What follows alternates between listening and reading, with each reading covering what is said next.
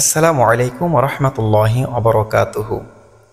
লাইলাতুল কদর খুবই গুরুত্বপূর্ণ ফজিলতপূর্ণ একটি রাত, যেই রাত্র সম্পর্কে আল্লাহ রাব্বুল আলামিন মহাগ্রন্থ আল কোরআনুল কারীমের মধ্যে একটি সূরা নাজিল করেছেন, যেই সূরাটা আমরা সবাই কম বেশ জানি, সূরাতুল কদর। এই লাইলাতুল কদরের ফজিলত, লাইলাতুল কদর কবে তালাশ করবেন, আমরা লাইলাতুল কদর কবে পাবো, এবং লাইলাতুল কদরে মানুষের যে ভাগ্য পরিবর্তন হয়, ভাগ্য লিখন হয়, এবং লাইলাতুল কদরের রাত্রে আপনি কিভাবে নামাজ পড়বেন, কোন সূরা দিয়ে পড়বেন, কিভাবে দোয়া করলে আপনার দোয়া আল্লাহ কবুল করবে, এই সম্পূর্ণ কথাগুলো থাকছে এই ভিডিওতে। তাই ভিডিওটি স্কিপ না করে শেষ পর্যন্ত দেখুন। লাইলাতুল কদর, বিশ্বনবী সাল্লাল্লাহু আলাইহি ওয়াসাল্লাম এই লাইলাতুল কদরের খোঁজে রমজানের প্রথম 10 দিন ইতিকাফ করেছেন, যে লাইলাতুল কদরটা পাওয়ার জন্য। জিব্রাইল এসে বলেছেন যে ইয়া রাসূলুল্লাহ, আপনি যেটা তালাশ করছেন সেটা আপনি পাননি। তারপর নবীজি মাঝের দশক ইতিকাফ করেছেন। তখনও জিব্রাইল এসে বললেন, ইয়া রাসূলুল্লাহ, আপনি যেটা তালাশ করছেন, অর্থাৎ লাইলাতুল কদরকে তালাশ করছেন, আপনি সেটা পাননি। তখন বিশ্বনবী পরের 10 দিন অর্থাৎ লাস্ট 10 দিন ইতিকাফ করেছেন। তখন জিব্রাইল এসে বলেছেন যে ইয়া রাসূলুল্লাহ, আপনি লাইলাতুল কদর পেয়েছেন, আলহামদুলিল্লাহ। যে নবীর আগেও গুনাহ নেই, পরেও গুনাহ নেই, সে নবী লাইলাতুল কদর পাওয়ার জন্য তিনি রমজানে ইতিকাফ করে লাইলাতুল কদর তালাশ করছেন। কতটা গুরুত্বপূর্ণ, কতটা ফজিলতপূর্ণ এই লাইলাতুল কদর। বিশ্বনবী সাল্লাল্লাহু আলাইহি ওয়াসাল্লাম বলেছেন, লাইলাতুল কদর তোমরা 5টি বেজর রাত্রিতে তালাশ করো। আমাদের জন্য সহজ সমীকরণ, মাত্র 5টি রাত্র যদি আমরা লাইলাতুল কদরকে তালাশ করতে পারি, তাহলে আমরা লাইলাতুল কদর পেয়ে যাব। দেখুন, আল্লাহ রাব্বুল আলামিন সমস্ত ইবাদত নির্দিষ্ট টাইম বলে দিলেন। ফজর কখন পড়তে হবে, জোহর কখন পড়তে হবে, আসর টাইম কখন, মাগরিবের টাইম কখন, রোজার টাইম কখন, রোজা কখন রাখতে হবে, কখন ভাঙতে হবে, পর্দা ফরজ, কিভাবে ফরজ, আল্লাহ রাব্বুল আলামিন যাকাত ফরজ, কতটুকু সম্পদ হলে যাকাত ফরজ, হজ ফরজ, কাদের উপর হজ ফরজ, কখন ফরজ, সমস্ত কিছু আল্লাহ নির্দিষ্ট টাইমে বলে দিয়েছেন। কিন্তু লাইলাতুল কদর নির্দিষ্ট টাইমে কেন বললেননি? কেন বলেননি যে লাইলাতুল কদরটা একই রাত্রিতে, শুধু এই রাত্রটা? এটার একটা হচ্ছে এরকম যে দেখবেন, আপনাদের এলাকায় যদি পুকুরে যদি একটা 5 ভরি ওজনের হাড়, একটা 5 ভরি ওজনের স্বর্ণের হাড় যদি ওই পুকুরে পড়ে যায়, আর আপনার এলাকায় যদি ঘোষণা দেওয়া হয় যে এখানে একটা 5 ভরি ওজনের স্বর্ণের হার পড়েছে, যারা পারবেন এটা নিয়ে যাবেন, যে পাবেন সে নিয়ে যাবেন, দেখবেন আপনার এলাকার প্রত্যেকটা মানুষ, নারী পুরুষ, বাচ্চা বুড়ো, সবাই দেখবেন এইটা তালাশ করতে থাকবে, খুঁজতে থাকবে পানির মধ্যে। যদি শীতকালও হয় তারপরেও দেখবেন যে খুঁজতে থাকবে। কেন? 5 ভরি ওজনের একটা স্বর্ণের হার হারা গিয়েছে। এই হার না পাওয়া পর্যন্ত আপনি দেখবেন এমন মানুষ সকাল থেকে সন্ধ্যা পর্যন্ত পানিতে নেমে তালাশ করতে থাকবে। কেন? 5 ভরি ওজনের স্বর্ণের হার। তাহলে একটা স্বর্ণের হারের জন্য মানুষ যদি হুমড়ি খেয়ে পড়ে এটাকে তালাশ করার জন্য, আর যেই রাত্রটা মাত্র একটা রাত ইবাদত করলে আপনার আমলনামায় 83 বছর, একটানা 83 বছর ইবাদত করার যে সওয়াব, সেই সওয়াব আপনার আমলনামায় দান করবে। কতটা গুরুত্বপূর্ণ এই লাইলাতুল কদর। এই রাত্রটাকে আমরা 5টা রাত্র তালাশ করতে পারবো না? আমরা যদি দুনিয়ার 5 ভরি ওজনের স্বর্ণের হারের জন্য কিংবা 10 ভরি ওজনের স্বর্ণের হারের জন্য যদি আমরা এতটুকু তালাশ করতে পারি, আর যেই লাইলাতুল কদর এক রাত্র আপনার ভাগ্য পরিবর্তন হবে, ভাগ্যের নির্ধারণ করা হবে, আপনার সুখ, আপনার দুঃখ, আপনার বিপদ, আপনার বালা মুসিবত, আপনার সন্তান, সমস্ত কিছুর এই তাকদিরটা এই রাত্রে লেখা হবে। সেই রাত্রটা আপনি 5টা দিন মাত্র তালাশ করবেন, পারা যাবে না? ইনশাআল্লাহ মুমিন বান্দারা কখনো এই 5 রাত্র ঘুমাবে না, 5 রাত্র অবশ্যই তালাশ করবে। আসুন আমরা লাইলাতুল কদর সম্পর্কে সূরাতুল কদর, মহাগ্রন্থ আল কোরআনুল কারীমের 97তম সূরা, মক্কায় অবতীর্ণ এই সূরাতুল কদর। এই সূরাতুল কদরের মধ্যে আল্লাহ রাব্বুল আলামিন বলেন, ইন্না আনজালনাহু ফি লাইলাতিল কদর, নিশ্চয়ই আমি এই লাইলাতুল কদরে, এই রাত্রে আমি আল্লাহ মহাগ্রন্থ আল কোরআনুল কারীম নাজিল করেছি। ওয়ামা আদরাকা মা লাইলাতুল কদর, আপনি কি জানেন নবী লাইলাতুল কদরটা কি? মহা গ্রন্থ আল কোরআনুল কারিমে আল্লাহ রাব্বুল আলামিন নিজে এই রাত্রের মহিমা, এই রাত্রের ফজিলত বর্ণনা করতেছেন। আপনি কি জানেন যে লাইলাতুল কদরটা কি? লাইলাতুল কদরি খায়রুম মিন আলফি শাহর। আল্লাহ রাব্বুল আলামিন বলছেন যে লাইলাতুল কদরটা হচ্ছে এমন একটা রাত যে রাত্রটা 83 বছর 4 মাসের সমান। অর্থাৎ একটা রাত্র যদি ইবাদত করা যায়, 83 বছর 4 মাস একটানা ইবাদত করলে এর মধ্যে একটা গুনাহ থাকবে না। অর্থাৎ কেউ যদি 83 বছর একটানা ইবাদত করে, কোনো গুনাহ করে নাই, ফাঁকে কোনো মিথ্যা কথা বলে নাই, তাহলে তার আমল নামায় যে সওয়াব হবে, শুধু একটা রাত্র যদি ইবাদত করে সেই সওয়াব আল্লাহ তাআলা আপনাকে দান করবে। এবং এই রাত্রে মানুষের ভাগ্যকে 3টা ধাপে লেখা হয়। একটা হচ্ছে সৃষ্টির 50,000 বছর আগেই আপনি কি খাবেন, আপনি কি করবেন, আপনার জীবনে কি ঘটবে তা লেখা হয়েছে। দ্বিতীয় ধাপ, মায়ের গর্ভে যখন সন্তানের রূহ দেওয়া হয় তখন ফেরেশতারা এসে লেখে দ্বিতীয় ধাপে। আর তৃতীয় ধাপ হচ্ছে আপনার এই লাইলাতুল কদরে আপনি যদি আল্লাহর কাছ থেকে চাইতে পারেন, আল্লাহ তাআলার কাছ থেকে যদি চেয়ে নিতে পারেন আপনার জীবনের পরিবর্তন, আপনার সুখ, আপনার কষ্ট, এগুলো যদি আপনি আল্লাহ তাআলার কাছে চাইতে পারেন এই রাত্রে আল্লাহ রাব্বুল আলামিন আপনাকে দিবে বলে ঘোষণা দিয়েছেন।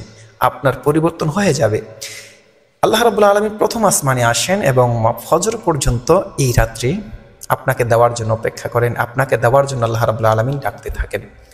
আল্লাহ রাব্বুল আলামিন এই সূরা নাজিল করলেন, লাইলাতুল কদরের গুরুত্বটা আল্লাহ রাব্বুল আলামিন আমাদেরকে জানালেন।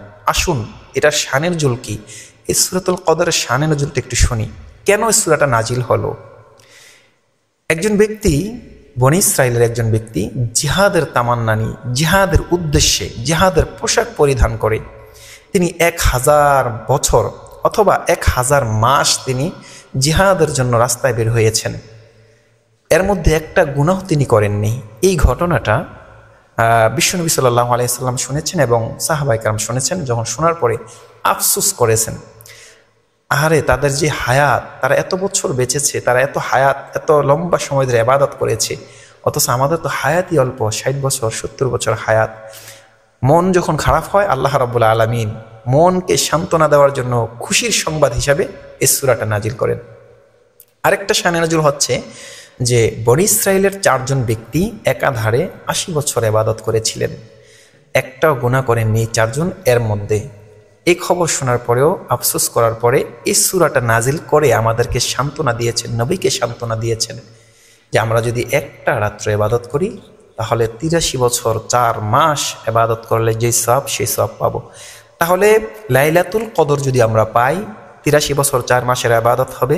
লাইলাতুল কদর যদি আমরা পাই, আমরা যেই দোয়া করব আল্লাহ দোয়া কবুল করবে।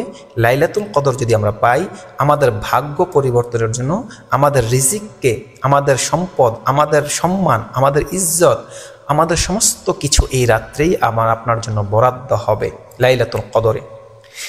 আসুন লাইলাতুল কদরে আমরা, আমার মা বোন যারা আছেন, লাইলাতুল কদরে আপনি কিভাবে নামাজ পড়বেন, কত রাকাত নামাজ পড়বেন, কোন সূরা দিয়ে পড়বেন।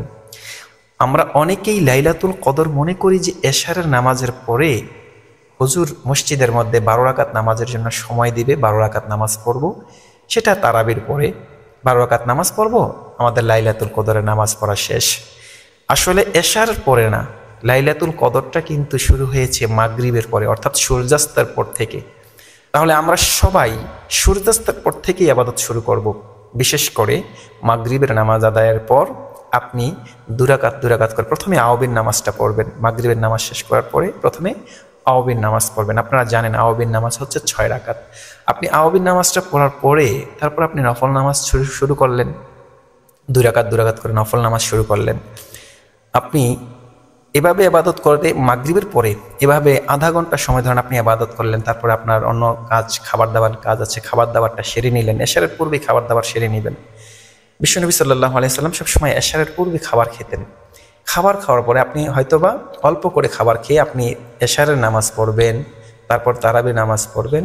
তারপরে বিতিরটাকে সামনে রেখে, সম্মানিত মা ও বোনেরা এবং মুসল্লিয়ানে কেরাম যারা আছেন, দিনী ভাই আমার, এই বিতির নামাজটাকে সামনে রেখে আপনি 2 রাকাত করে লাইলাতুল কদরের উদ্দেশ্যে নামাজ শুরু করবেন।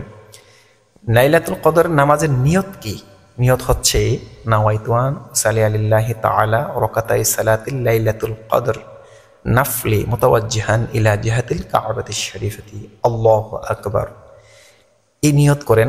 আর যারা আরবি নিয়ত করতে পারেন না, আপনি বাংলায় নিয়ত করেন, আমি ক্যাবলামুখী হয়ে লাইলাতুল কদরের 2 রাকাত নফল নামাজের নিয়ত করলাম, আল্লাহু আকবার। আমি ক্যাবলামুখী হয়ে 2 রাকাত লাইলাতুল কদরের নফল নামাজের নিয়ত করলাম, আল্লাহু আকবার। এই নিয়ত করলেও আপনার নিয়ত হয়ে যাবে। আপনি 2 রাকাত আদায় করলেন। কি সূরা দিয়ে এখন পড়বেন আপনি পারলে প্রথম রাকাতে সূরাতুল কদরটা তেলাওয়াত করুন, ইন্না আনজালনাহু ফি লাইলাতুল কদর, এই সূরাটা তেলাওয়াত করুন। দ্বিতীয় রাকাতে সূরা ইখলাস তেলাওয়াত করুন। তারপরে আপনি এরকমভাবে নামাজ আদায় করুন। 2 রাকাত পড়লেন, আপনি আবার 2 রাকাত পড়েন একটানা। 4 রাকাত পড়ার পরে আপনি এবার বসুন। বসে আপনি 100 বার আস্তাগফিরুল্লাহ আস্তাগফিরুল্লাহ আস্তাগফিরুল্লাহ 100 বার পড়ুন। সুবহানাল্লাহ সুবহানাল্লাহ সুবহানাল্লাহ 100 বার পড়ুন। তারপরে আপনি আয়াতুল কুরসিটা তেলাওয়াত করুন। আয়াতুল কুরসি অনেক ফজিলতপূর্ণ একটা আয়াত। আয়াতুল কুরসি তেলাওয়াত করেন এরকমভাবে। তারপর আপনি দুরূদ শরীফ পড়েন। দুরূদ শরীফ যদি আপনি বড় দুরূদ শরীফ না পারেন, নামাজের মধ্যে যে দুরূদ শরীফটা আমরা তেলাওয়াত করি সেই দুরূদ শরীফটা পড়তে পারেন, অথবা সাল্লাল্লাহু আলান নবী এতটুকু পড়তে পারেন। এইটুকু পড়ার পরে আপনি আল্লাহ তাআলার কাছে মোনাজাত দেন। মোনাজাত দেবেন কিভাবে? আমরা অনেকেই মোনাজাত দেওয়ার সিস্টেম জানি না, যার কারণে দোয়া কবুল হয় না। মোনাজাত দেওয়ার সিস্টেম হচ্ছে, আদব হচ্ছে, মোনাজাত দেওয়ার পরে আপনি প্রথমেই আল্লাহ তাআলার প্রশংসা করবেন। আল্লাহ তাআলা প্রশংসাকে ভালোবাসে, কারণ পৃথিবীতে কেউই প্রশংসা পাওয়ার মালিক না, একমাত্র আল্লাহ রাব্বুল আলামিনই একজন যিনি প্রশংসার মালিক, যিনি কারো মুখাপেক্ষী না, আমরা সবাই তার মুখাপেক্ষী। তাহলে প্রথমেই আল্লাহ তাআলা প্রশংসা করবেন, তারপরে বিশ্বনবী সাল্লাল্লাহু আলাইহি ওয়াসাল্লামের উপরে দুরূদ প্রেরণ করবেন। এখন আপনি আপনার মনের যেই চাহিদা, মনের যেই চাওয়া, আপনার যে চাওয়া আছে, চাওয়াগুলো আল্লাহর কাছে চাইতে থাকুন। হালাল যত চাওয়া আছে আপনি চাইতে থাকুন। আল্লাহ তাআলার কাছে চোখের পানি ছেড়ে চাইতে থাকুন।